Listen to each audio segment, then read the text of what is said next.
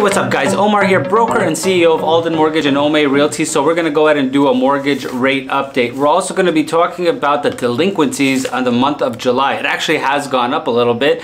And is that something that's going to be trickling on over? Now, we're also going to talk about the amount of companies that are actually laying off. Now, the 27th of this month, July 2022, the feds are going to hit us with another Fed interest rate hike. So a majority of people are like, hey, you know what the hell? Why do I care if the feds increase rates? Well, the reason why you care is because companies will then have an increased overhead because majority of companies do run off of credit too. That means that your credit, because you're trying to counter inflation, the products that you're purchasing increase in price. That means that you're going to go ahead and hold back. That means that their bottom line is going to go ahead and diminish. And when their bottom line diminishes, that means that they have to let people go. Now we're going to get into another interest rate hike. Interest rates are seeming to go above. We're anticipating somewhere between the high 6s and the low 7s. I stated this many times before, but that's where we're going to see. That's where we seem to be going. And the S&P.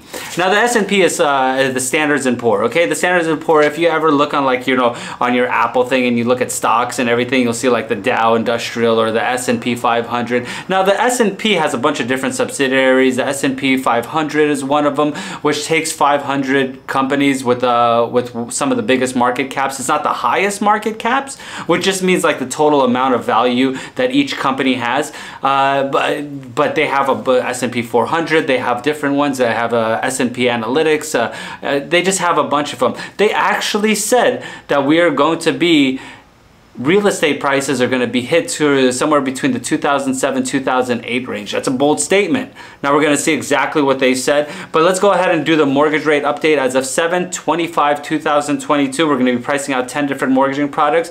30-year fix will be sitting at 4.58%. 15-year fix will be sitting at 3.66%.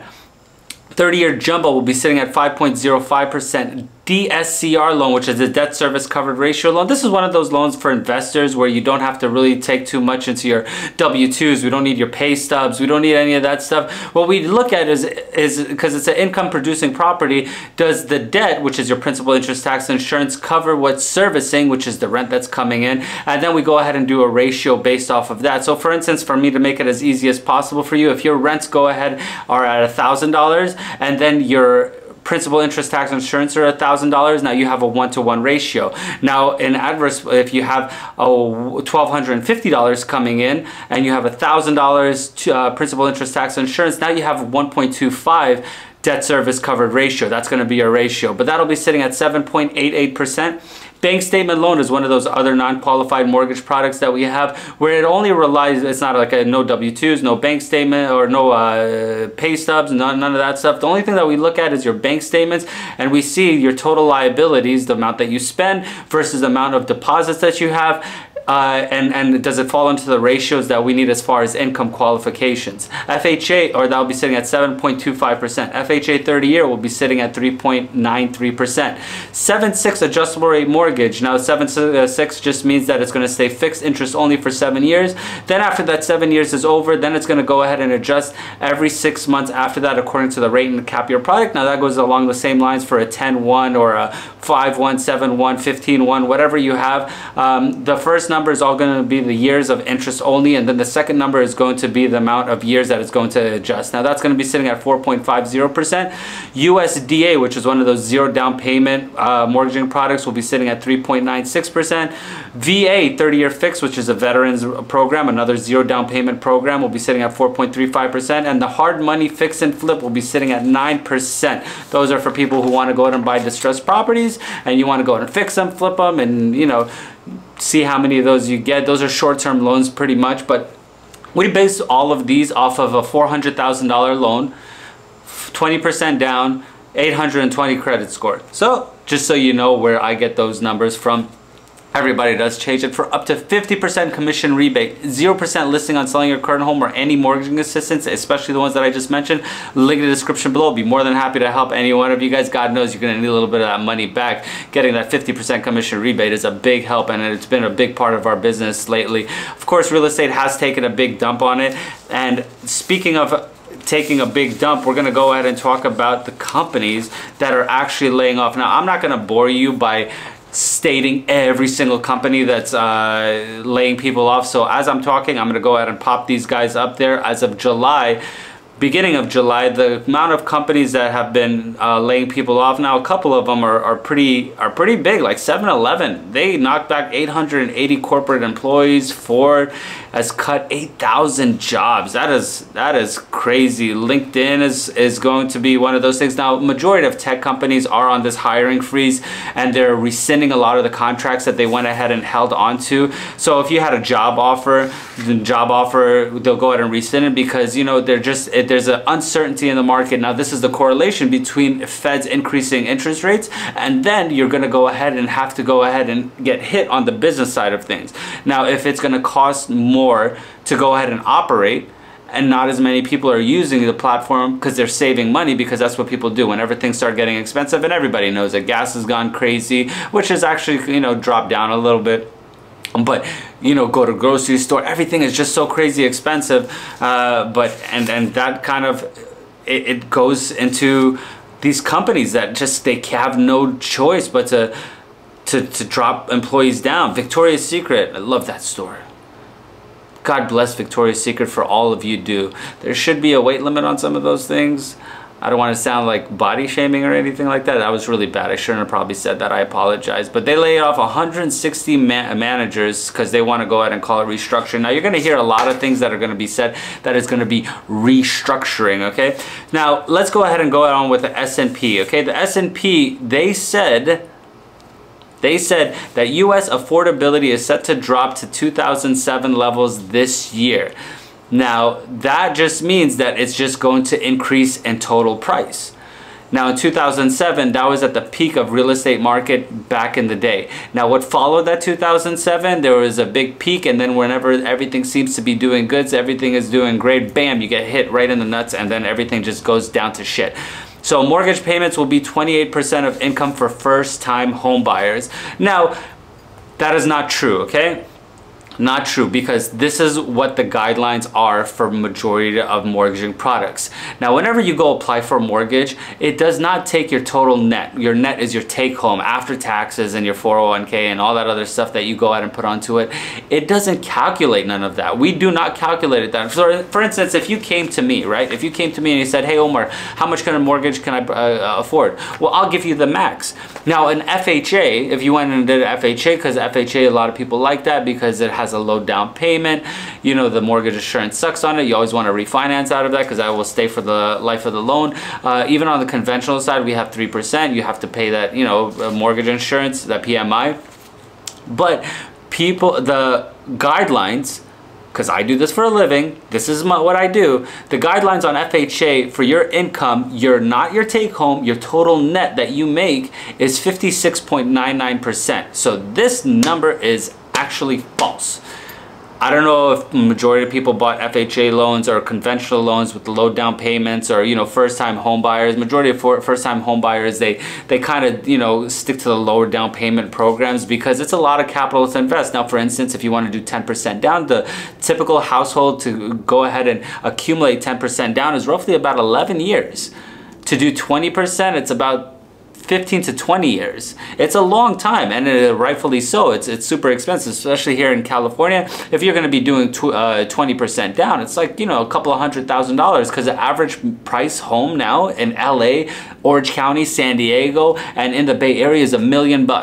So if you take the median price house income in all of these places, well, if you're doing 20% down, that's 200 grand. And that is not even including all your other closing costs, like your title, your escrow, your appraiser. You're not taking any of those things into consideration. You're just dealing with your down payment. So to add the rest of it on, it becomes pretty pricey. Now the S&P is this big company that, you know, they went ahead and state how much money majority of these big companies make. Now, these big companies, these Fortune 500 companies, not all of them are the biggest ones. They just go and pick the best ones to make sure that their portfolio stays at the highest rate.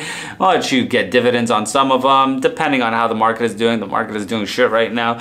But Prospective home buyer, that means the signing of a contract would be decades away. By the fourth quarter of 2021, stated it'll take 11.3 years for a first-time home buyer to go ahead and save 10% down. Housing affordability will set to worsen to levels last seen in early financial crisis as mortgage rates compound higher prices. By the end of this year, mortgage payments will make up about 20% of home income, which is also a crock of shit. It's going to be way, way, way more than that. Now, the problem with interest rates increasing, okay, and the reason why it's going to end up affecting the housing market, it doesn't take a rocket science. I don't know what these assholes are that say a bunch of things like, oh, interest rates are going to increase, it's not going to affect the housing market. Yeah, of course it's going to affect the housing market, because I will do another video based off of this to go ahead and give you a comparison of how much it would have been 2 years ago versus right now. Same price, same parameters, everything stays the same. It is astronomically different from one to another. It is like, for instance, 2 years ago, we were selling mortgages in the 2s, 2 1/4s, and now, as you can see, we're somewhere between the 4.5 to 5.5% range, depending on, you know, your credit, the financial situation that you're in.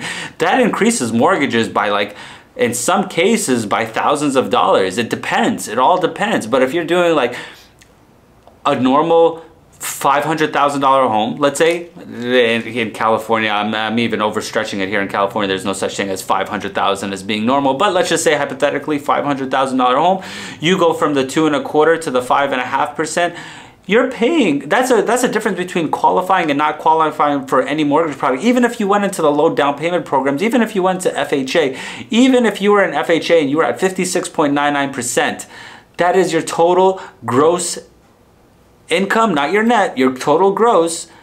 You still, that's the difference between qualifying and not qualifying. So all that hard work that you're doing to go ahead and get your credit up and everything like that, it's just thrown out the window. Now, in retrospect, this will also affect the total home prices, because if people aren't buying, well, sellers are going to be sitting on the market and they're going to be like, okay, there's a month down in the market. It's not as hot as I thought it was. 2 months on the market. It's not as hot as it was before. 3 months on the market, it's not as hot as it was before. Now, after 3 months, every single seller is going to be asking the same thing. Hey, my agent sucks ass. I don't know what he's doing, and I don't know how he's marketing this property. So they're going to go ahead and jump ship to another agent. Then that agent is going to do the same thing, where they're like, oh my God, maybe it isn't the agent, maybe it's just the house. So let's go ahead and drop the price down to go ahead and get out of it. Well, you didn't drop it enough, so you know what, this agent sucks. Let's go ahead and go on with another one. You see how it just trickles and goes and goes and goes? Because if you want to sell, if let's say, you know, life happens, you want to go from one place to another and you got to get out of here, that's what typically happens. And you have to go ahead and drop prices. You have to drop prices. And now, especially because we have an influx of inventory is starting to hit the market now. And the reason why inventory is starting to hit the market is because majority of people aren't selling it as quickly as they thought, and majority of people are actually being kind of smart with their money. They're saying, you know what, the last 2 years was stupid. Of course, yeah, the interest rates were very, very appealing, and that's what got a lot of people's feet wet, but now it's not there anymore. Now that is also going to be part of our next little subject, which is going to be the delinquency rate. The delinquency rate, excluding foreclosures, okay? Now without any foreclosures, it rose 9 basis points. Now 9 basis points, all you have to do is it's referenced into an interest rate. So 9 basis points just means 0.09% increase. From May to 2.84% according to Black Knight's First Look report. Now 2.84 delinquency rate is still not that bad, okay? We're not really too worried about that. Now when we get into the scarier part of it is when we get into like the 6s and 7s. If delinquency rates go up to that, then we're pretty much shit out of luck, because, and then you're probably asking yourself, well, why would delinquency rates go up? It doesn't make any sense. Delinquency rates shouldn't go up. Everybody bought in at such low interest rates. Well, there's a few things that happened. The eviction moratorium was one of them, companies downsizing, and home equity line of credits. Home equity line of credits, because they're all coming to term right now. Now, home equity line of credits, it's like a big credit card that you have against your home that you're able to go ahead and use and pull out. Now, after 10 years of holding your home equity line of credit, for instance, if you had a $500,000 home equity line of credit, this is a credit card. You went ahead and spent $200,000 on it, and now the $200,000, now it stays interest only for the 10 years. Now after the 10 years, the home equity line of credit, that little credit card of yours, goes to an adjustable rate mortgage. Now that $200,000 where you're like, okay, if it stays between 3.5% to 4%, I'm good to go. Well, what if it jumps up to 7%? Well, we're kind of in like a sticker shock type of scenario, right? So the long-term delinquencies increased during this month as well, with the increase in the later being the first seen in almost 2 years. So this is the first time we've ever seen in longer rate delinquencies in over 2 years. During June, 1.51 million mortgages had payments that were 1 month late. 599,000 were 90 days or more past due. Short-term delinquencies were up to about 50,000, and payments were late for a longer period. Time registry increased to $4,000. Well, that's going to be your mortgage rate update for up to 50% commission rebate, 0% listing on selling your current home or any mortgaging assistance. Link in the description below. Until next video, guys, I really appreciate you watching. Like, subscribe, comment, all that other good stuff. Till next video.